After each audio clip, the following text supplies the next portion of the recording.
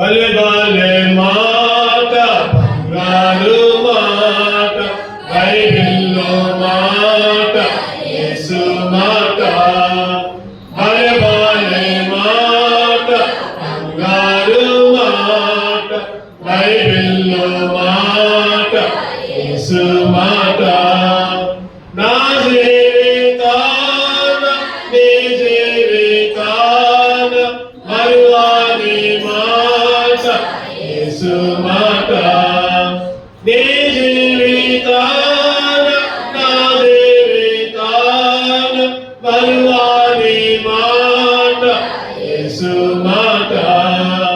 భలే భలే మాట, బంగారు మాట, బైబిల్లో మాట, యేసు మాట. Praise Lord. ప్రభువైన యేసుక్రీస్తు నామములో అందరూ కూడా వందనాలు. అందరికీ ప్రభువైన యేసుక్రీస్తు నామములో వందనాలు తెలియజేసుకుంటున్నాం. గడిచిన వారం అంతా కాచి కాపాడి మరి ఒక ఆదివారాన్ని దేవుడు మన జీవితాలకు అనుగ్రహించాడు. దేవుని స్తుతించుకుందాం, దేవుని గణపరుచుకుందాం. పాటల్లో తోడుగా ఉన్న దేవుడు వాక్య భాగంలో కూడా తోడుగా ఉన్న మనల్ని నడిపించును గాక. రెండు చూద్దాం. పరిశుద్ధ గ్రంథంలో చాలా మతంలో భాగంగా కీర్తనలు 62వ అధ్యాయం, కీర్తనలు 62 7వ వచనం అందరూ కలిసి చదువుకుందాం. కీర్తనలు 62 7వ వచనం అందరం కలిసి చదువుకుందాం. Page number 483. నా రక్షణకు నా మహిమకు దేవుడే ఆధారము, నా బలమైన ఆశ్రయదుర్గము, నా ఆశ్రయము దేవుని యందే ఉన్నది. మరలా ఒకసారి చదువుకుందాం. నా రక్షణకు నా మహిమకు దేవుడే ఆధారం, నా బలమైన ఆశ్రయదుర్గం, నా ఆశ్రయం దేవుని యందే ఉన్నది. అదేవిధంగా 1వ వచనం కూడా, 62వ కీర్తన 1వ వచనం కూడా, నా ప్రాణము దేవుని నమ్ముకొని మౌనముగా ఉన్నది, ఆయన వలన నాకు రక్షణ కలుగును. ఆయన వలన నాకు రక్షణ. 7వ వచనం చూస్తే రక్షణ ఆయన వలనే, ఇంకేముంది అక్కడ? మహిమ కూడా ఆయన వల్లనే. రక్షణకైనా మహిమకైనా దేవుడే ఆధారం. చిన్న ప్రార్థన చేసుకుందాం, కళ్ళు మూసుకుందాం. దేవుడు మనతో మాట్లాడినట్లు, దేవుడు ఆత్మతో నింపి మనందరితో కూడా దేవుడు మాట్లాడినట్లు, సరైన రీతిలో ఆయన ఆరాధించడానికి, స్తుతించడానికి దేవుడు మనకి సమయాన్ని ఇచ్చినట్లు, యోగ్యమైన ఆరాధనను దేవుడు మనకు నేర్పడానికి దేవుడు మనల్ని సంధించినట్లు ప్రార్థనాపూర్వకంగా ఉందాం. ప్రార్థన చేసుకుందాం. దేవా, నాతో మాట్లాడయ్యా, యోగ్యమైన ఆరాధన చేసి బిడ్డలను ఉంచాయని మనం సిద్ధపరచుకుందాం. మనం సిద్ధపరచుకుందాం.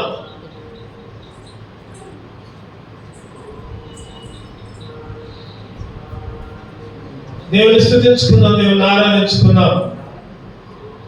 ప్రేమ తండ్రి, కృపగల దేవా, గొప్ప దేవా, శరణుతుడా, నీ ఘనమైన పాదాలకి వేలాది వందములయ్యా, స్తోత్రాలు. ఉదయకాల సమయంలో నీ సన్నిధిలో చేరా. గడిచిన వారం అంతా మా ప్రతి విషయాల్లో, ప్రయాణాల్లో, రాకపోకల్లో తోడుగా ఉన్నారు.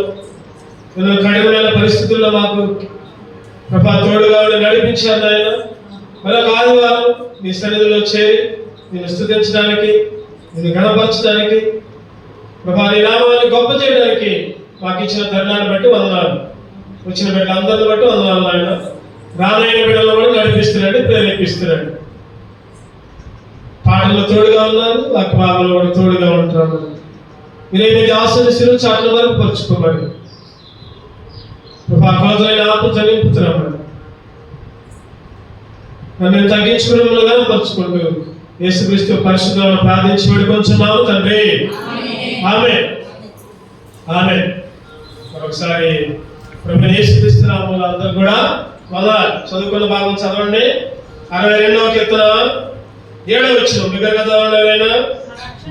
నా రక్షణకు నా మహిమకు దేవుడే ఆధారము, నా బలమైన ఆశ్రయ దుర్గము, నా ఆశ్రయము దేవుని యందే ఉన్నది.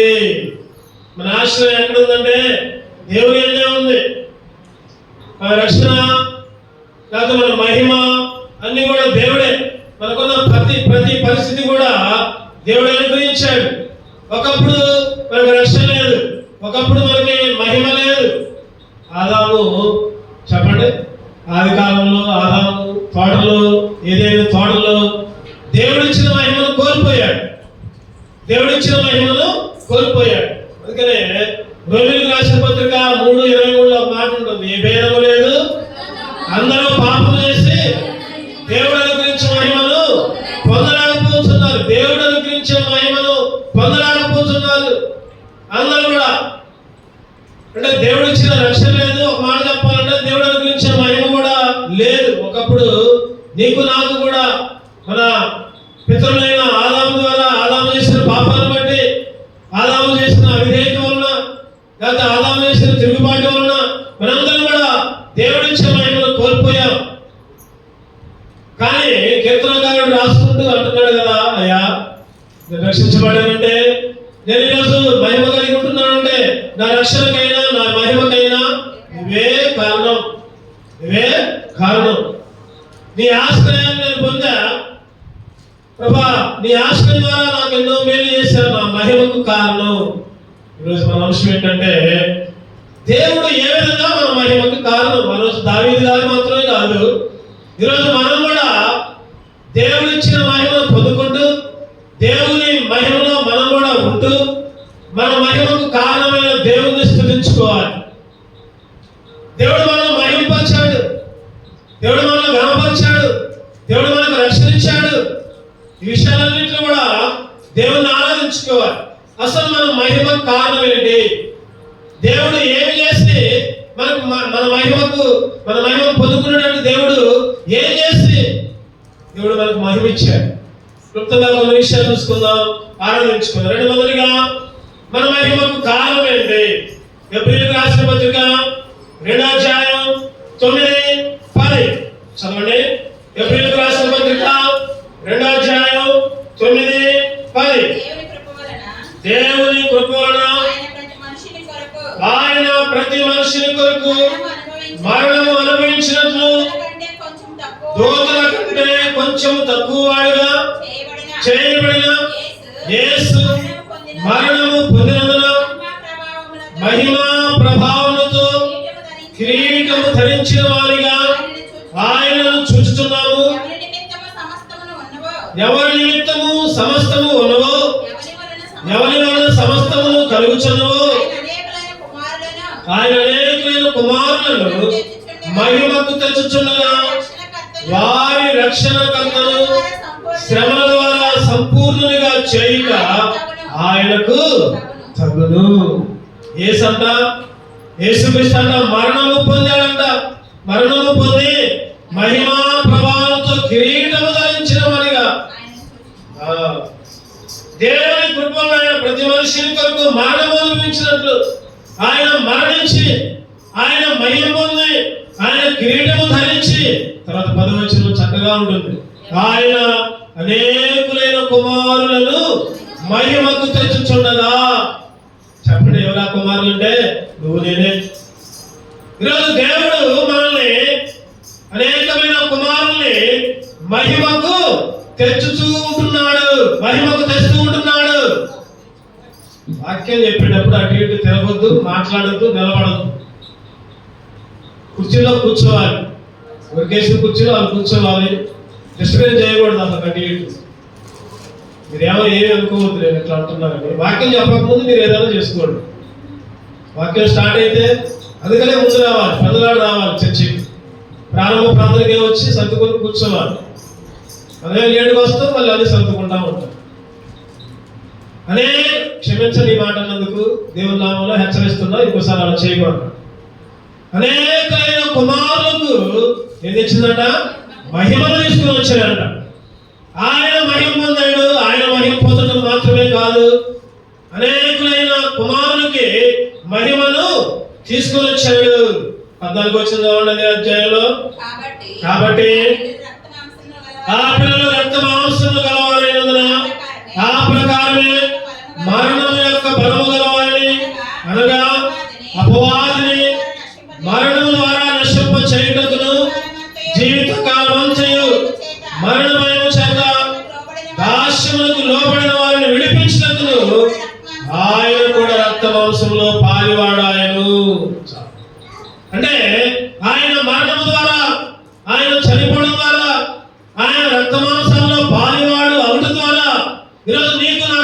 వచ్చింది. నీకు నాకు మహిమ ఉట్టుకునేకే రాలా. నీకు నాకు దేవుడు మహిమను ఎందుకు ఇచ్చాడంటే ఆయన నలగొట్టబడ్డాడు, ఆయన శ్రమ పొందాడు, ఆయన చనిపోయాడు, ఆయన రక్తాన్ని కార్చాడు. ఒకప్పుడు నువ్వు నేను కోల్పోయావు దేవుడు ఇచ్చిన మహిమని. ఒకప్పుడు నువ్వు నేను కోల్పోయావు దేవుడు ఇచ్చిన అధికారాన్ని. ఒకప్పుడు నువ్వు నేను కోల్పోయావు దేవుడు ఇచ్చిన ప్రేమను, దేవుడు ఇచ్చిన స్వతంత్రాన్ని. దేవుడు మనల్ని నమ్మి నీ ఇష్టం ఈ తోటలో ఏ పండుగ తిను, ఏ పండుగ తిను, ఆ ఒక్క పండుగ మాత్రం తినొద్దు అంటే అవ తప్పు చేసింది. అవతో పాటు ఆదాం కూడా తప్పు చేసి ఏదో కూడా దేవుడు ఇచ్చిన పొందలేక వెలగొట్టబడ్డారు. నీ నా పరిస్థితి కూడా అంతే. ఒకప్పుడు నిన్ను నన్ను దేవుడు ఎన్నో విధాలుగా ప్రేమించి సిలువలో బలి అయి రక్తాన్ని కార్చి లోకానికి వచ్చి మరణించి చనిపోయి తిరిగి లేచి నీకు నాకు మహిమను తీసుకుని వచ్చిండు. ఆయన నలగొట్టబడ్డాడు. యెషయా గ్రంథం 53 చక్కటి మాట రాయబడి ఉంది. 10వ వచనం చదవండి. యెషయా గ్రంథం 53:10. అతన్ని నలగొట్టుటకు యెహోవాకు ఇష్టమాయను. ఆయన అతనికి వ్యాధి కలుగజేసి చాచాడు.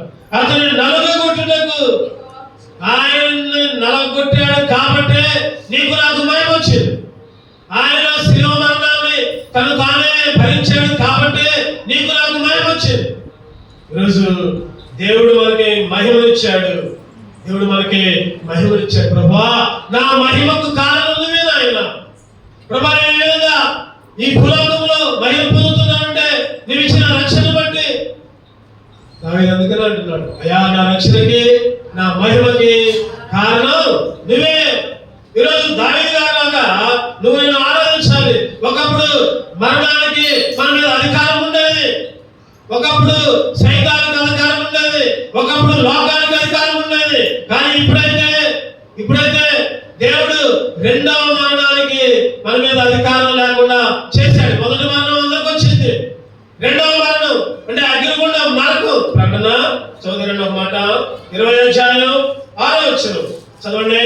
ప్రకటనలు 26. ఈ మొదటి పునరుత్థానములో పాలుగలవారు ధనులు పరిశుద్ధులైనరు. ఇట్టి వారి మీద రెండవ మరణమునకు అధికారము లేదు.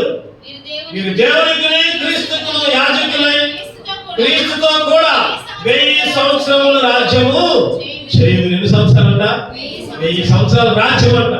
రాజ్యం చేయడం అధికారం లేదమే. ఇటువంటి వారికి దేని మీద అధికారం లేదు. ఇట్టి వారి మీద రెండవ మరణానికి అధికారం లేదు. ఈరోజు రెండవ మరణాన్ని గెలిచి జయాన్నిచ్చాడు నీకు నాకు దేవుడు. ఈరోజు ఎన్నో విషయాల్లో దేవునికి అవిధేయులుగా ఉన్న దేవుడు మన మహిమకి కారణమయ్యాడు. అయ్యా నువ్వు చనిపోవడం ద్వారా, ప్రభా నువ్వు మరణించడం ద్వారా, నిన్ను నీవే అప్పగించుకోవడం ద్వారా, ప్రభా ఒకప్పుడు జీవిత కాలం అంతా మరణ భయం. 2:14 ప్రకారం మనమంతా జీవిత కాలం అంతా మరణ భయమే. అటువంటి మరణ భయంతో ఉన్న మాకు, మరణ భయంతో ఉన్న నాకు ప్రభా నువ్వు చనిపోవడం ద్వారా, నువ్వు తిరిగి రావడం ద్వారా, ప్రభా నీవే అర్పించుకోవడం ద్వారా, ప్రభా నీవే నలగొట్టుకోవడం ద్వారా నా మహిమకు కారణమయ్యావయ్యా. అందుకే ఆరాధించాలి దేవుడు. మొదటిగా ఎందుకు ఆరాధించాలి చెప్పండి? దేవుడు చనిపోవడం ద్వారా, మరణించడం ద్వారా మహిమకు కారణమయ్యాడు. అందుకే ఆరాధించాలి. రెండోది చూద్దామండి. 2 తెస్సలోనికైలకు రాసిన పత్రిక 2 తెస్సలోనికైలకు రాసిన పత్రిక 2వ అధ్యాయం 14వ వచనం. 2 తెస్సలోనికైలకు రాసిన పత్రిక 2వ అధ్యాయం 14. మీరిలాగు రక్షింపబడి ప్రభువైన యేసుక్రీస్తు యొక్క మహిమను పొందవలెనని ఆయన మా స్వార్థులను మిమ్మును పిలిచెను. రెండోది మొదటిది కారణం ఏంటంటే, మన మహిమకు కారణం ఏంటంటే ఆయన చనిపోవడం ద్వారా, ఆయన మరణం ద్వారా, ఆయన శిలువకు అప్పగించుకోవడం ద్వారా మన మహిమ కారణమయ్యాడు. రెండవదిగా ఇక్కడ చక్కగా రాయబడింది, యేసుక్రీస్తు యొక్క మహిమను పొందవలెనని ఆయన మా స్వార్థులను మిమ్మును పిలిచాడు. ఆయన పిలుపు ద్వారా. రెండోది ఏంటంటే చెప్పండి, అందరూ చెప్పండి, ఆయన పిలుపు ద్వారా. ఒకటోది ఆయన మరణం ద్వారా మహిమ పొందాం. రెండోది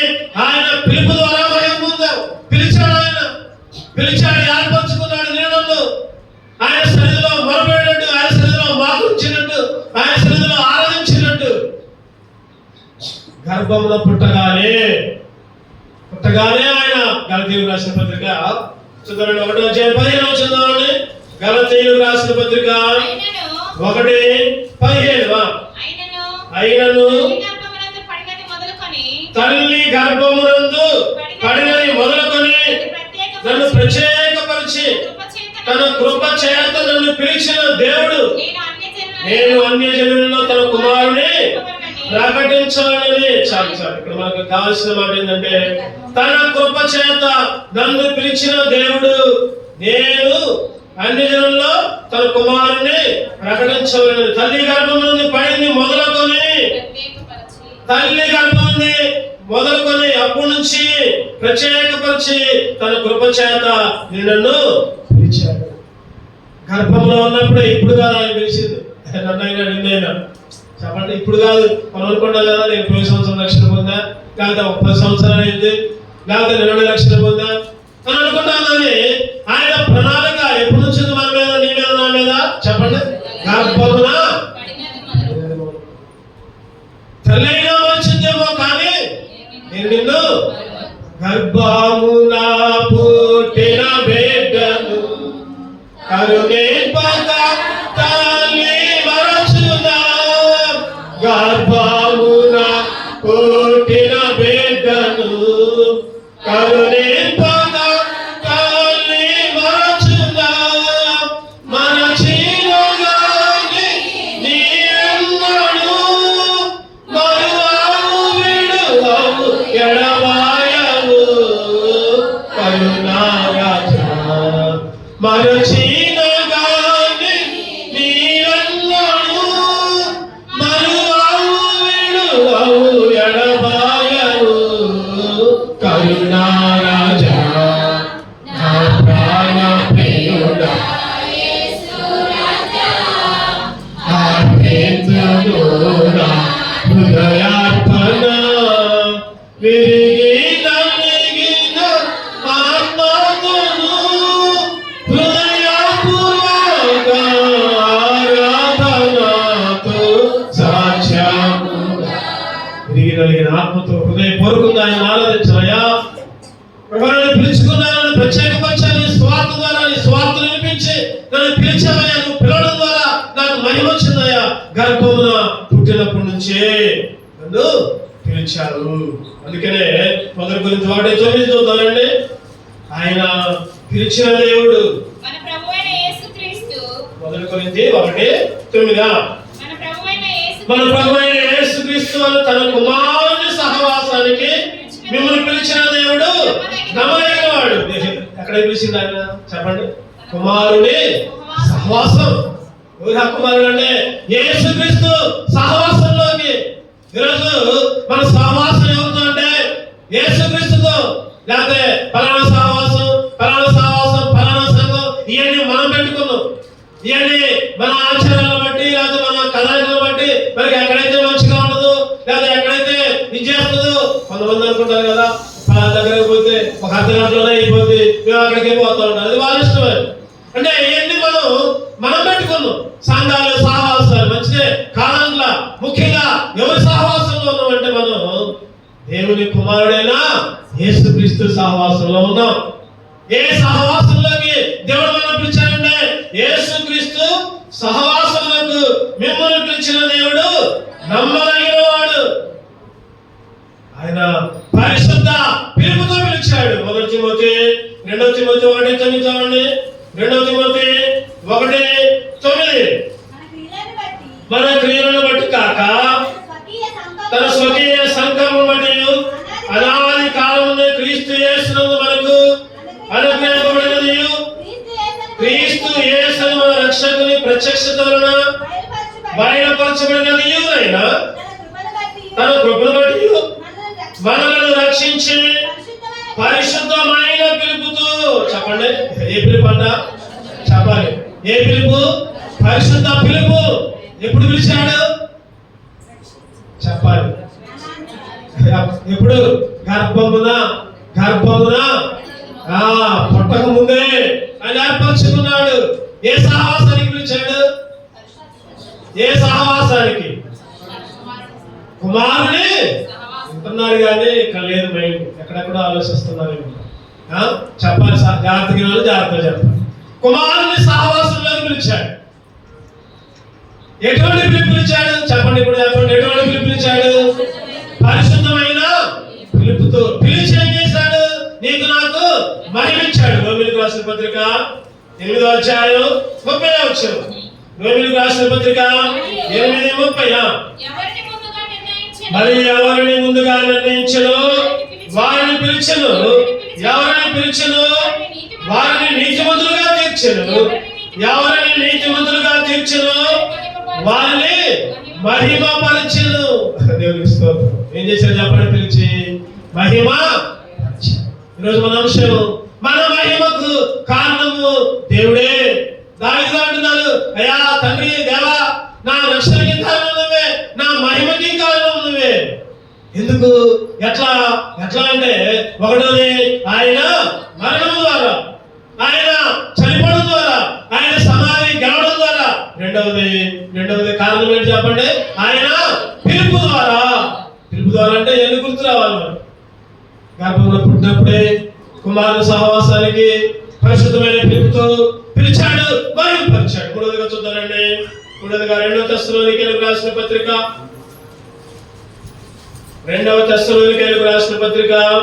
1వ అధ్యాయం 2వ తెస్సలోనికీయులకు రాసిన పత్రిక 1 చదవండి. 11వ వచనం. అందువలన మన దేవుని యొక్కయు ప్రభువైన యేసుక్రీస్తు యొక్కయు కృప చొప్పున మీ యందు మన ప్రభువైన యేసు నామమున ఆయన యందు మీరును మహిమ నొందునట్లు మేలు చేయవలెనని. చాలు. మన అంశం ఏంటంటే, మన మహిమకు కారణం ఏంటి? ఇక్కడ చూస్తే ప్రభువైన యేసుక్రీస్తు యొక్క కృప చొప్పున. చెప్పండి, దీనివల్ల ఆయన కృప వలన నీకు నాకు మహిమ వచ్చింది. అక్కడ ఉంది, చక్కగా ఉంది. ఆయన కృప చొప్పున మీ యందు మన ప్రభువైన యేసు నామమున ఆయన యందు మీరును మహిమ పొందినట్లు.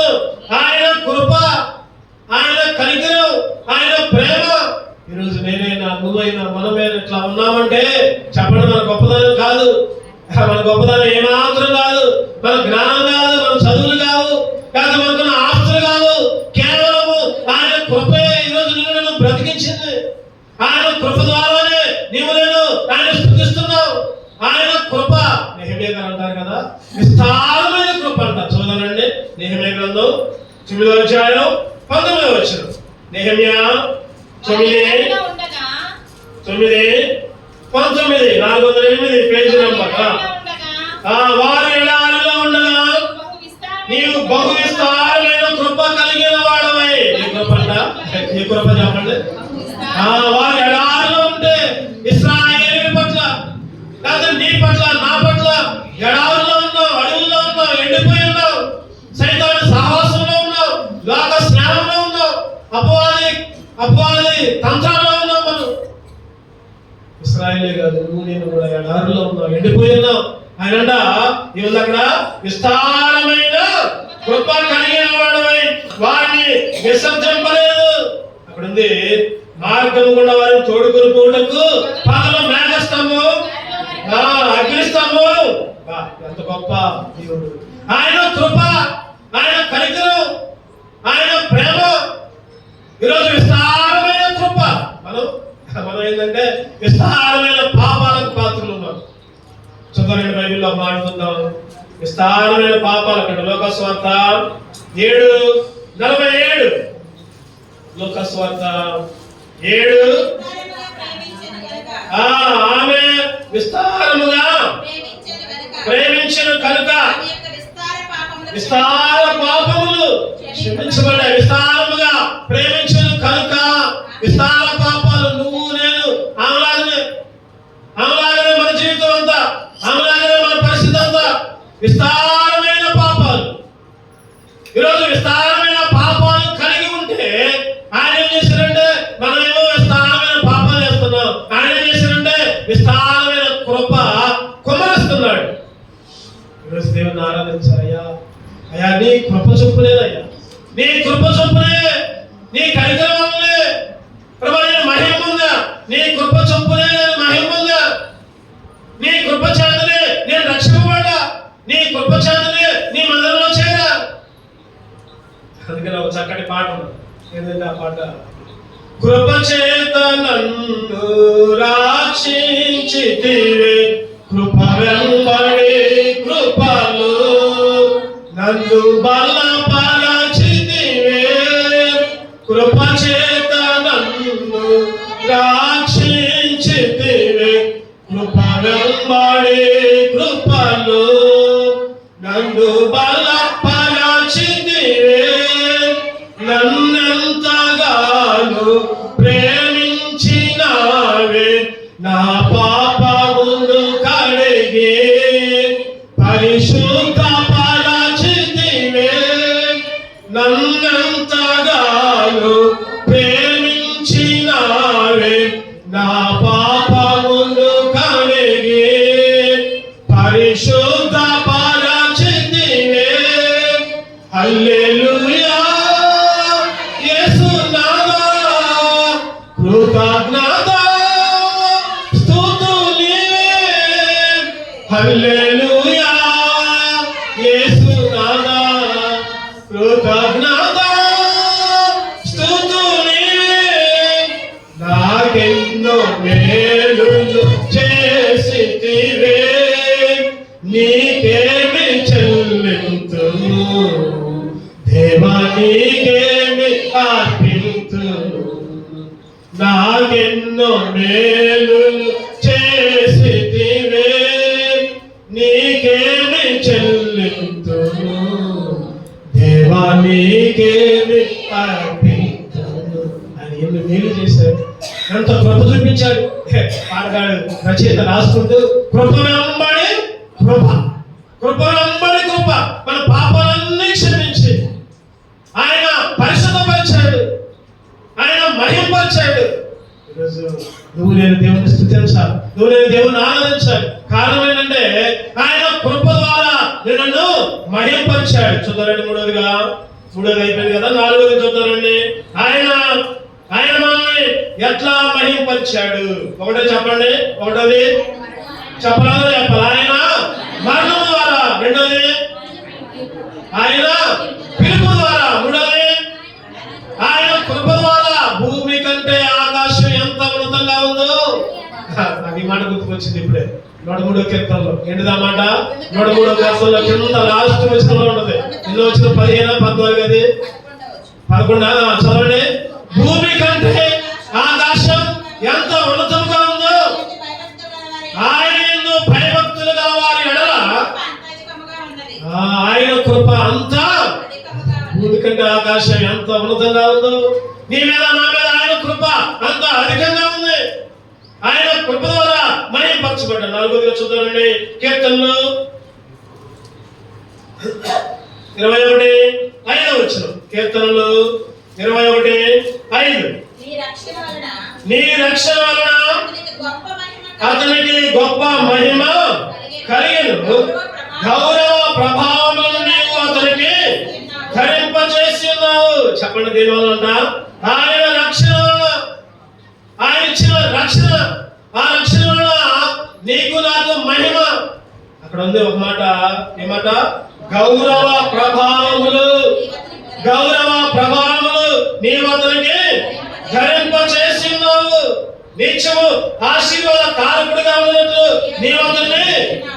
ఒకప్పుడు గౌరవం లేదు వాళ్ళకి, ఒకప్పుడు చెప్పండి లెక్క లేదు, ఒకప్పుడు అందరూ తిట్టుకున్న వాళ్ళే, నన్ను నిన్ను మనందరినీ కూడా ఒకప్పుడు ఎదురుగా మంచిగా మాట్లాడి పక్కన పోయి ఆయన ఆయన అటు జాతర కానీ ఆయన సంగతి మొత్తం తెలుసులే బాబు, ఆమె చేసింది కానీ ఆమె సంగతి మొత్తం తెలుసులే. ఒకప్పుడు గౌరవం లేని బ్రతుకు, ఒకప్పుడు మహిమా ప్రభావాలు లేని బ్రతుకు. అది ఇప్పుడు చెప్పండి, గౌరవ ప్రభావాలంట ఏం చేశాడు? ఆయన ధరింపజేసినాడు, ధరింపజేశాడు గౌరవ ప్రభావాలు. ఆయన రక్షణ వలన నీకు నాకు మహిమ. యెషయా గ్రంథం 63 చదవండి.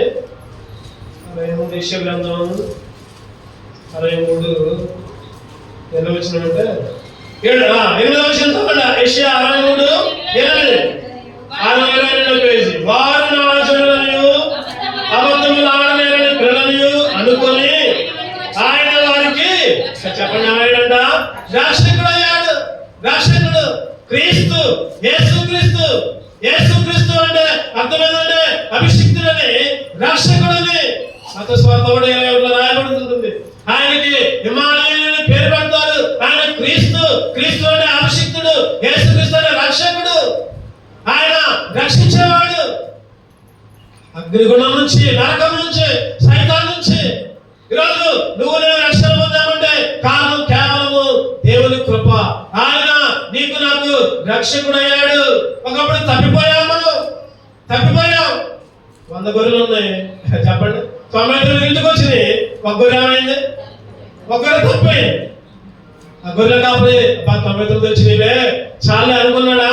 అనుకోలా. ఒక 15 చూస్తే 3 ఉపమానాలు ఉంటాయి అక్కడ. గొర్రె తప్పిపోద్ది, ఇంకోటి చెప్పండి నాన్న తప్పిపోద్ది, ఇంకోటి కుమారుడు. 3 ఉపమానాలు. 3 తప్పిపోయారు. ఇంకోలా దేవుడు ఇంకోలా. ఈరోజు నువ్వు నేను కూడా తప్పిపోయావు. గొర్రెలాగా తప్పిపోతే వెతికి వెతికి వెతికి వెతికాడు వెతికాడు వెతికాడు నిన్ను వదిలిపెట్ల. బాప్తిస్మం తీసుకునేలాగా ప్రేరేపించాడు. బాప్తిస్మం తీసుకునేటట్టు చేశాడు. కొంతమంది చెప్తారు సాక్ష్యాలు, అయ్యో ఒకప్పుడు నేను పూజలు చేసేదాన్ని. ఒకప్పుడు దేవుడికి వ్యతిరేకంగా ఉండేవాడిని. ఒకప్పుడు దేవుడి మందిరం అంటే తెలియదు. కానీ ఇప్పుడు ఎట్లా రక్షించబడ్డారో నాకే తెలియదు. దేవుడు నన్ను రక్షించాడు. ఎట్లా? వెతికి వెతికి వెతికి. కాపరంటున్నాడు గొర్రె దొరికితే 99 గొర్రెలను సంతోషం కంటే ఆ ఒక్క గొర్రె దొరికి త్యాగానే ఇంటికి రాగానే ఏం చేసిందంట? ఆ వెండి నాణాలు కూడా నానకపోతే కూడా ఆ స్త్రీ కూడా దొరికిన తర్వాత ఏం చేసిందంట? విందు చేసిందంట. ఇగో నా సంతోషంలో పాలు పొందండి. ఆ తండ్రి కూడా తప్పిపోయిన కుమారుడు తిరిగి రాగానే గొప్ప విందు చేశాడు. ఇగో నా సంతోషానికి కారణం. ఈరోజు నువ్వు నేను రక్షించబడ్డామంటే దేవుడు ఎంతో సంతోషపడు. ఈరోజు ఈ సంతోషం నీకు కావాలంటే, ఈ సమాధానం నీకు కావాలంటే దేవుని దగ్గరికి రావాలి. ప్రియుడా, నువ్వు అనేక సమస్యలతో బాధపడుతున్నావేమో, లేకపోతే అనేకమైన ఇబ్బందుల్లో ఉన్నావేమో, కష్టాల్లో ఉన్నావేమో, లేకపోతే ఎన్ని కష్టాలు ఉన్నావు, నువ్వు సంతోషంగా లేకుండా ఉంటున్నావేమో, లేకపోతే ఆస్తిపాస్తులు, లేకపోతే అందసందాలు, లేకపోతే ఈ లోకంలో మేడలు మిద్దెలు ఎన్నో ఉండి కూడా సంతోషాన్ని అనుభవించలేకపోతున్నావేమో. యేసుక్రీస్తు అన్నాడు, నా దగ్గర సంతోషం నీకు వచ్చింది. నా దగ్గర నన్ను అంగీకరించు, నువ్వు సంతోషంగా ఉంటావు. అప్పుడప్పుడు కొన్నిసార్లు నాకు కూడా ఒకసారి దుఃఖం వచ్చింది, బాధ వచ్చింది, ఎన్నో ఇబ్బందులు వస్తాయి, ఎన్నో కఠిన పరిస్థితులు. అటువంటిప్పుడు నేను అనుకుంటా ఈ 3 ఉపమానాలు గుర్తు చేసుకుంటా. ఈ 3 ఉపమానాలు నాకు గుర్తుంటాయి. దేవుడు నేను ఎట్లా పోతే దేవుడు సంతోషపడ్డే విధంగా నా గురించి బాధపడతాడే. దేవుడు వెతికి తీసుకుని వస్తే మళ్ళీ తప్పిపోయిపోతే ఎట్లా? ఈరోజు దేవుని కొరకు జీవించాలి, దేవుని కొరకు సంతోషంగా ఉండాలి అని ఎన్నోసార్లు దుఃఖకరమైన సమయంలో కూడా దేవుడే నాకు ధైర్యంగా, దేవుడే నాకు ఊపిరిగా, దేవుడే నాకు రక్షకుడిగా, ఆయన సంతోషాన్ని ఇచ్చేవాడిగా ఉన్నాడు. ఈరోజు దేవుని స్తుతించాలి, దేవుని ఆరాధించాలి. ఎందుకంటే రక్షణ వలన మహిమ, రక్షణ వలన మహిమ. అందుకనే ఆయన్ని ఆరాధించే వాళ్ళగా ఉండాలి, ఆయన స్తుతించే వాళ్ళగా ఉండాలి. సంతోషం పొంగింది, సంతోషం పొంగింది, సంతోషం పొంగుచున్నది. హల్లెలూయా. యేసు నన్ను రక్షించిన నాటి నుండి నేటి వరకు చెప్పాలని చెప్పాలి. యేసు నన్ను రక్షించిన నాటి నుండి నేటి వరకు సంతోషం పొంగుచున్నది. దారి తప్పి తిరిగితేనే ప్రభు ప్రేమ నేను కానైతిని. దారి తప్పి తిరిగితేనే ప్రభు ప్రేమ నేను కానైతిని. ఆయన నన్ను రక్షించి తనదు రక్తములో కడిగి, ఆయన నన్ను రక్షించి తనదు రక్తములో కడిగి జీవితమును మార్చి నిత్య జీవాన్నిచ్చెను. జీవితమును మార్చి నిత్య జీవాన్నిచ్చెను. సంతోషం పొంగి సంతోషం పొంగింది, సంతోషం పొంగుచున్నది. హల్లెలూయా, యేసు నన్ను రక్షించిన నాటి నుండి నేటి వరకు సంతోషం. ఈరోజు సంతోషం సమాధానం లేక ఎంతో మంది బాధపడుతున్నారు, ఎంతో మంది చనిపోతున్నారు, ఆత్మహత్య చేసుకుంటున్నారు. ఈరోజు అన్ని ఉన్నా కూడా సంతోషం లేక దిగాలుగా ఉన్న వాళ్ళు చాలా మంది ఉన్నారు. ఈరోజు దేవుడు నిజమైన సంతోషాన్ని ఇచ్చాడు, నిజమైన ఆనందాన్ని. ఈ సంతోషం ఎవరు దోసుకోలేదు, చెప్పడం దోసుకుంటారు ఏమన్నా. ఈ సంతోషాన్ని ఎవరు పోగొట్టలేదు. ఉంటాయి, బాధలు ఉంటాయి, సమస్యలు ఉంటాయి, కష్టాలు ఉంటాయి, కాదనట్లా. ఆ బాధల్లో కష్టాల్లో కూడా దేవుడు తన వాక్యాల ద్వారా ఆదరించి సంతోషాన్ని, సమాధానాన్ని నెమ్మదించాడు. అందుకే దేవుణ్ణి ఆరాధించాలి. ఎందుకు? రక్షణ, ఆయన రక్షణ వలన నీకు నాకు మహిమ వచ్చింది. చదవండి. ఐదవదిగా చివరిగా ఇంకొక విషయం చూసుకొని మనం ముగించుకుందాం. ఎఫెసీయులకు రాసిన పత్రిక 5వ అధ్యాయం 27వ వచనం. ఎఫెసీయులకు రాసిన పత్రిక 5:27. పురుషులారా, మీరును మీ భార్యలను ప్రేమించుడి, అటువలే క్రీస్తు కూడా సంఘమును ప్రేమించి అది కలంకమైనను ముడతైనను అటుది మరి ఏదైనా లేక పరిశుద్ధమైనది గాను నిర్దోషమైనది గాను మహిమగల సంఘము గాను ఆయన తన ఎదుట దాన్ని నిలబెట్టుకోవాలని వాక్యముతో ఉదక స్నానము చేత దాన్ని పవిత్రపరిచి పరిశుద్ధపరచుటకై దాని కొరకు తను తాను అప్పగించుకును మనల్ని, అంటే సంఘాన్ని, అంటే నిన్ను నన్ను మహిమగల సంఘముగా, మహిమగల వ్యక్తిగా. చెప్పండి, ఎవరిగా ఆయన నియమించుకోవడానికి ఇష్టపడ్డాడు? మహిమగల సంఘముగా, మహిమగల సంఘముగా. ఎటువంటిదంట? పరిశుద్ధమైనదంట, నిర్దోషమైనదంట, మహిమగల సంఘముగా ఆయన తన ఎదుట దానిని నిలబెట్టుకునేవాడని వాక్యముతో ఉదక స్నానం చేత దాన్ని పవిత్రపరిచి పరిశుద్ధపరచుటకై దాని కొరకు తను తాను అప్పగించుకున్నాడు. ఈ వాక్యం మొత్తం సారాంశం ఏంటంటే, ఈరోజు నీకు నాకు ఒక సంఘంలో ఉన్న, అంగముగా ఉన్న నువ్వు నేను మహిమ పొందాలని తను తానే అప్పగించుకున్నాడు. ఆయన అప్పగించుకున్న ద్వారా నీకు నాకు మహిమ వచ్చింది. చెప్పండి, ఈ విషయాన్ని చెప్పి. ఒకటోది ఆయన మరణము ద్వారా మనకు మహిమ వచ్చింది. రెండోది ఆయన పిలుపు ద్వారా మనకు మహిమ వచ్చింది. జాగ్రత్త, ఈ గుర్తుపెట్టుకోవాలి. ఈ వాక్యాలు చెప్పే ఆరాధన చేయాలి, ఈ వాక్యాల ద్వారానే ఆరాధన చేయాలి. మనకి ఏదో గుర్తు వచ్చినది ఎప్పుడెప్పుడో సత్తారాధన చేయొద్దు. కొంతమంది ఏది గుర్తుందని చేస్తూ ఉంటారు. ఈరోజు చెప్పుకున్న ఆరాధన ప్రకారం దేవుడు మనల్ని మహిమపరిచాడు. ఎట్లా? ఒకటోది ఆయన మరణము ద్వారా, రెండోది ఆయన పిలుపు ద్వారా, మూడోది ఆయన కృప ద్వారా, నాలుగోది ఆయన ఇచ్చిన రక్షణ ద్వారా, ఐదోది ఆయన తన్ను తాను అప్పగించుకున్న ద్వారా. 53 మొత్తం చదువుకుంటే ఆయన మౌనం వహించాడంట. మంగళవాణి ఎదుట గొర్రె పిల్ల, మంగళవాణి ఎంత చూడండి, ఒక మాటలో ఉండే యెషయా 50 గొర్రె కత్తిరించు వాని దగ్గర 53 ఎన్నో వచ్చినది 7వ వచనం. వాళ్ళకు బొచ్చు కత్తిరించు వాని ఎదుట గొర్రెయు మౌనముగా ఉన్నట్లు అతను నోరుతో అప్పచెప్పుకున్నాడు. అంతే, తను తాను అప్పచెప్పుకున్నాడు. నీకోసం నా కోసం, నీకోసం నా కోసం ఎన్నో దెబ్బలు, ఎన్నో చిత్రహింసలు, కొరడాతో కొట్టడు. ఇగో మేకలు కూర్చున్న చేతులకి కాళ్ళకి, పక్కన పళ్ళు, తన మీద ముళ్ళ కిరీటం, చెంపల మీద గుద్దులు. వెనక నుంచి ఒక ఆయన గుద్ది, అయ్యా యేసు నువ్వు ప్రవచిస్తావు కదా, నిన్నెవరు గుద్దారో చెప్పు. వెగతాలు చేయటం, వెక్కిరించటం. ఎవరి కోసం? నీకు నాకు, నీ కోసం నా కోసం, నిన్ను మహిమపరచడం కోసమే ఆయన ఏం చేశారంటే అప్పగించుకున్నాడు. ఆయన అప్పగించుకున్నాడు. ఈరోజు గొర్రె పిల్లలాగా, అందుకనే ఉండదు ఒక మాట, ఇదిగో లోక పాపములను మోసుకొని పోయే దేవుని గొర్రెపిల్ల వచ్చినది. సోదరుడు చేయబడింది. ఇదిగో లోక పాపంలోని మోసుకెళ్ళిపోయే దేవుని గొర్రెపిల్ల. యోహాను గారు చెప్తా ఉంటున్నారు, అయ్యా ఆయనయ్యా గొర్రె, అప్పచెప్పుకున్నాడయ్యా, నీ కొరకు ప్రాణం ఇచ్చాడయ్యా, తను తానే శిలువకు అప్పచెప్పుకున్నాడు.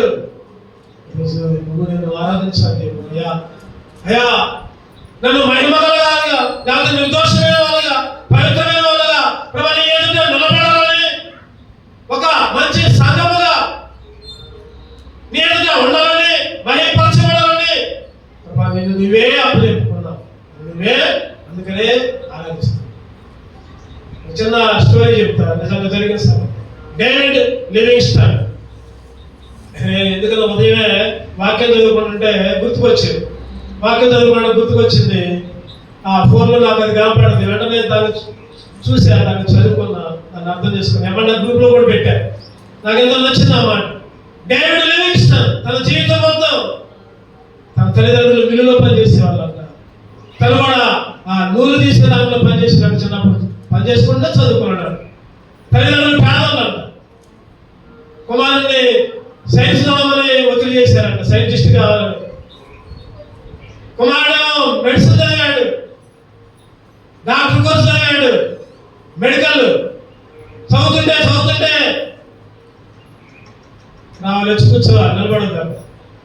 చదువుతుంటే ఆ ట్రైనింగ్లో అడిగారంట తర్వాత ఏమైతే ఒక్కొక్కరు అడుగుతుంటే లివింగ్స్టన్ మాత్రం అన్నాడంట, నేను ఒక మిషనరీని అయితే అన్నాడంట. చెప్పండి ఏమైతే అన్నాడు? మిషనరీ. అరే అందరూ ఆశ్చర్యపోయారు. నువ్వు చదివిందావు ఎంబీబీఎస్ డాక్టర్ కోర్సు, నువ్వు మిషనరీ కావడమేంటి అన్నాడు. అనుకున్నాడంట, చెప్పాడంట. ఆ ప్రొఫెసర్ అన్నాడంట, ఇగో మిషనరీ అయితే సేవ చేయాల్సి వస్తే అడవుల్లోకి పోండి, దక్షిణాఫ్రికా ఆఫ్రికా ఎడారుల్లోకి పోండి. అక్కడ ఎంతో మందికి వైద్యం లేదు, ఎంతో మంది చనిపోతున్నారు, అక్కడ పోయి సేవ చేయండి అన్నాడంట. ఫస్ట్ చైనా పోదాం అనుకున్నాడంట. తర్వాత ఎందుకన్నా దేవుడు ప్రేరేపించి ఆఫ్రికాకి పోతాం ఉన్నాడంట. అందరూ అడిగారంట, ఇట్లానే అందరూ ఉన్నారు, ఎవరు పోతారు అంటే ఎవరు సమాధానం లేదు. ఆఫ్రికా అంటే భయం. అక్కడ నరమాంస భక్షకులు, మనుషులు పేరుతుంటారు. అటువంటి పరిస్థితి ఎవరు చేయలేదు. అట్లా అక్కడికైతే ఇంకొక దగ్గరికైతే పోతాం. అటువంటిప్పుడు నేనేంతరాలు చేయించాడు లివింగ్స్టన్. పరిస్థితి తెలుసు, అంతా తెలుసు. చెప్పారంట, అయ్యా పరిస్థితి బాగా అక్కడ ఎంతో నరమాంసస్తులు అయినా నేను వెళ్తా అన్నాడంట. వెళ్ళాడంట, అందరికి వైద్యం చేసుకుంటూ స్వార్థ వినిపించాడంట. చాలా మంది రక్షించబడ్డారంట, రక్షణలోకి వచ్చారు. కొంతమంది చంపదామని వచ్చారు, కొంతమంది పుడదామని వచ్చారు, కొంతమంది తిందామని వచ్చారు. అయినా కానీ వెనుకని చేయాల వారిని మార్చాడు. ఒకసారి ఆఫ్రికాలో ఎక్కువ గొర్రెలు కాసేవాళ్ళు ఉంటారంట, గొర్రెల కాపర్లు. ఆ గొర్రెల కాపర్లు కూడా స్వార్థ వినిపిద్దామని వెళ్ళాడంట. ఆ టైంలో వెళ్ళిన తర్వాత గొర్రెల కాపర్లు మంచిగా ఉంటున్నారంట. అటువంటి సమయంలో సింహాలు ఎక్కువగా గొర్రెల మీద దాడి చేస్తాయంట ఆ ఎడారుల్లో. అటువంటి సమయంలో ఒక సింహం, వీళ్ళందరూ కూర్చొని దేవుని వాక్యం ఉంటున్నారు, గొర్రెలు పడిపోతున్నాయి, ఒక సింహం వచ్చి గొర్రెల మీద పడదంట. అటువంటి సమయంలో లివింగ్స్టన్ వాళ్ళందరూ ఆపి పోయి గొర్రెలు రక్షించడానికి వెళ్ళాడంట. ఆ సింహం వచ్చి లివింగ్స్టన్ మీద పడి ఆ చేతి యొక్క కళ్ళని పీక్కుని తింటుందంట, లాగిందంట. అటువంటి సమయంలో అక్కడ ఒక పెద్ద ఒక ఆయన వచ్చి కర్రలు తీసుకుని వచ్చి అందరూ గుంపుతూ వచ్చి లివింగ్స్టన్ రక్షించారంట. ఆ చరిత్ర అవుతుంటే అయినా కానీ స్వార్థలో వెనకాల తను తానే అప్పగించుకున్నాడు, తన శరీరాన్ని అప్పచెప్పుకున్నాడు. పెళ్ళైంది, భార్య ఇంగ్లాండ్, లివింగ్స్టన్ కూడా ఇంగ్లాండే. మళ్ళీ ఇంగ్లాండ్ పోతావా అంటే నేను పోతున్నాడంట. భార్య అన్నదంట, ఇగో నేను పోతున్నా ఇంగ్లాండ్, నేను ఇక్కడ ఉండలేను అంటే బొమ్మలు భోగాలన్నాడంట. భార్య వదిలిపెట్టి, భర్త వదిలిపెట్టి మంచిగానే ఇంగ్లాండ్ వెళ్ళిందంట. స్వార్థలో మాత్రం వెనుక చేయాల లివింగ్స్టన్. ఆ విధంగానే స్వార్థ చేసుకుంటూ తను తానే అర్పించుకొని అప్పగించుకొని ఒకసారి కంటికి దెబ్బ తగిలిందంట, కన్ను పోయిందంట. కాలికి దెబ్బ తగిలింది, చేతికి ఆల్రెడీ దెబ్బ తగిలింది. అయినా కానీ స్వార్థలో ఎంతో మందిని రక్షించాడు. చీకటి ఖండముగా పిలువబడే ఆఫ్రికా ఇప్పుడు ఎట్లా ఉందంటే ఒక వెలుగైన ఖండముగా మారింది. కారణం డేవిడ్ లివింగ్స్టన్. చీకటి ఖండాన్ని వెలుగుగా మార్చాడు. కారణం తను తానే అప్పచెప్పుకున్నాడు. తర్వాత మరణించే సమయంలో అడిగారంట, అయ్యా నీ దేశం ఇది కాదుగా, చచ్చిపోయినట్టున్నావు, నీ దేశానికి పోతావా అంటే అన్నాడంట, నేను ఎక్కడికి పోను, నేను చచ్చిపోయేది ఎక్కడే, నేను ఏం చేసినా ఎక్కడ, నేను ఇక్కడికి వచ్చా ఈ జనం కోసం చచ్చిపోతా, ఎక్కడనే చనిపోతా అన్నాడు. ఈ జనం కోసం చేసేస్తా, ఎక్కడనే ప్రార్థన చేస్తా. ఒకప్పుడు చేతగాని స్థితిలో ఒక నలుగురు పిలిచాడు, అయ్యా నన్ను లేపండి, మోకాల మీద ప్రార్థన చేసుకుంటానని లేపి మోకరించి ప్రార్థన చేసుకుంటుంటేనే ప్రార్థనలోనే చనిపోయాడంట. ప్రార్థన చేసుకుంటూనే చనిపోయాడంట. చనిపోయిన తర్వాత ఇంగ్లాండ్ నుంచి కొంతమంది వచ్చి శవాన్ని తీసుకుపోతాం, మేము శవాన్ని తీసుకుపోతుంటే ఆఫ్రికా వాళ్ళు ఉన్నారంట, కాదు కాదు ఉంచాల్సిందే, ఇక్కడ ఉంచాల్సిందే, మమ్మల్ని వెలుగులోకి తెచ్చిండు, చీకట్లో ఉన్న మమ్మల్ని నడిపించిండు, ఉంచాల్సిందే అంటే చివరికి ఆ జాంబియా ప్రాంతం, ఆఫ్రికాలో జాంబియా ప్రాంతం, ఆ ప్రాంతంలో ఏం చేస్తారంటే వాళ్ళు శవాన్ని బతికిపోయా, శవాన్ని తీసుకుపోయారు కానీ ఆయన గుండె మా కొరకే కొట్టుకుంటుంది, ఆయన గుండె మా కొరకే ఉంది, కాబట్టి ఆ గుండెని మేము ఉంచుకుంటాం, ఇక్కడ సమాధి చేస్తాం, మీరు మిగిలిన దేహాన్ని తీసుకొని పోండి అన్నారు. చరిత్రలో 2 సమాధులు ఉంది లివింగ్స్టన్కే నాకు, 2 సమాధులు. ఇంగ్లాండ్ లో ఒక సమాధి ఉంది, చెప్పండి, ఆఫ్రికాలో ఒక గుండెనేమో ఆఫ్రికాలో పాతి పెట్టారు, దేహాన్ని శరీరాన్నేమో ఇంగ్లాండ్ లో పాతి పెట్టారు. ఆయన చివరి శ్వాస వరకు ఆఫ్రికా ఖండంలో ఉన్న చీకటి బ్రతుకుల్లో ఉన్న వారికి వెలిగించడానికి, వారిని రక్షణలోకి తీసుకుంటానికి తను తానే అప్పగించుకున్నాడు. యేసు క్రీస్తుని పోలి నడుచుకున్నాడు. యేసు క్రీస్తు ప్రపంచము కొరకు, ప్రపంచంలో మానవుల కొరకు, పాపుల కొరకు, ఈ పాపుల్ని పరలోక రాజ్యంలో చేర్చడం కొరకు ఆయన శిలువ మరణం పొందితే లివింగ్స్టన్ చీకటి ఖండాన్ని మార్చడానికి తను తానే ఆఫ్రికాకి అప్పచెప్పాడు. ఈరోజు మనం దేవుని స్తుతించాలి, దేవుని ఆరాధించాలి, ఎందుకంటే ఆయన నీకు నాకు మహిమించాడు. చదువుకున్నారండి ఆ మాట, మొదలు చదువుకున్న మాట కీర్తనలు ముగించుకున్నాం. మన యొక్క కీర్తన 62:7 వచ్చింది, చదవండి ఒకసారి.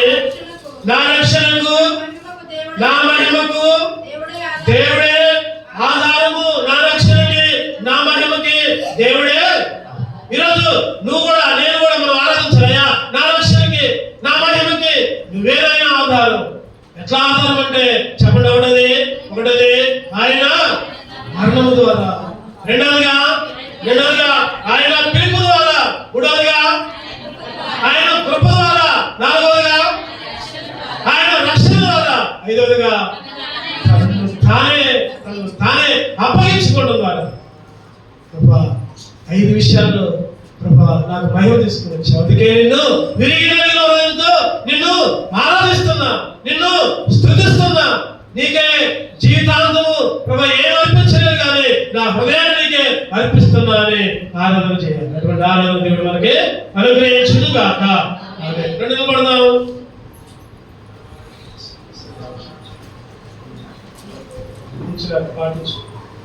నిలబడదాం, అందరం కూడా పాడబడుకొని దేవుణ్ణి కనపరుచుకుందాం, దేవుని ఆరాధించుకుందాం.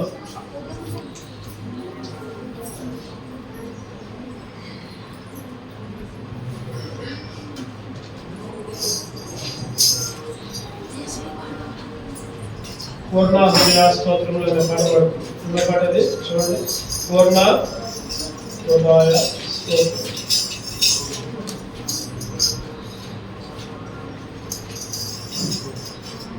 పూర్ణ హృదయ స్తోత్రములు. 249 పాట సంఖ్య 249, 761 పాత శ్రేణి గీతాల్లో 761.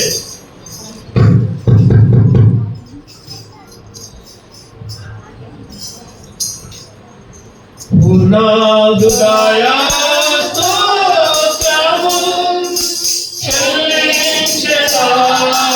ప్రభునకే, పూర్ణ హృదయ స్తోత్రములు చెల్లించెదా ప్రభునకే. ఏ పరచుకోలేదు నేను,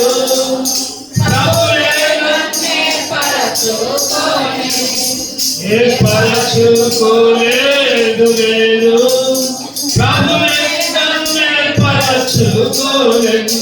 పాపినైన నాకు ఆయనే రక్షణనిచ్చెను. పాపినైన నాకు ఆయనే రక్షణనిచ్చెను. పరలోక రాజ్యములో భాగమునిచ్చెను. పరలోక రాజ్యములో భాగమునిచ్చెను. పూర్ణ హృదయ స్తోత్రములు చెల్లించెదా ప్రభువకే. పూర్ణ హృదయ స్తోత్రములు చెల్లించెదా ప్రభువకే. నా హృదయ పాపములను తన రక్తములో కడిగెను. నా హృదయ పాపములను తన రక్తములో కడిగెను. మృతమైన నా ఆత్మను జీవింపచేసే ప్రభువు. మృతమైన నా ఆత్మను జీవింపచేసే ప్రభువు.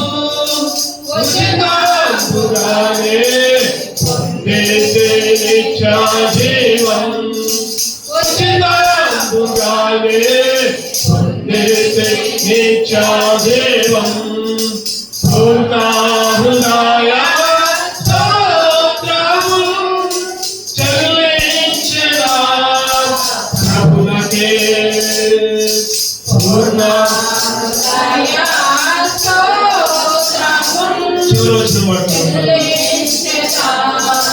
ప్రభువకే. నిత్య రాజ్యము నన్ను చేర్చా. నిత్య నిబంధన చేసే. నిత్య రాజ్యము నన్ను చేర్చా. నిత్య నిబంధన చేసే. సుఖ దుఃఖ మూలమైన ముగించున్నాను పలుకును. సుఖ దుఃఖ మూలమైన ముగించున్నాను పలుకును. స్థిరమునందు పరమును చేరు వరకు. స్థిరమునందు పరమును చేరు వరకు. పూర్ణ హృదయ స్తోత్రములు చెల్లించెదా ప్రభువకే. పూర్ణ హృదయ స్తోత్రములు చెల్లించెదా ప్రభువకే. గమనించుకుందాం. చెప్పండి లేఖన భాగాల ద్వారా ఆరాధించుకుందాం. చెప్పండి లేఖన భాగాలు క్లుప్తంగా ఒక్కొక్కరికి 2 నిమిషాలు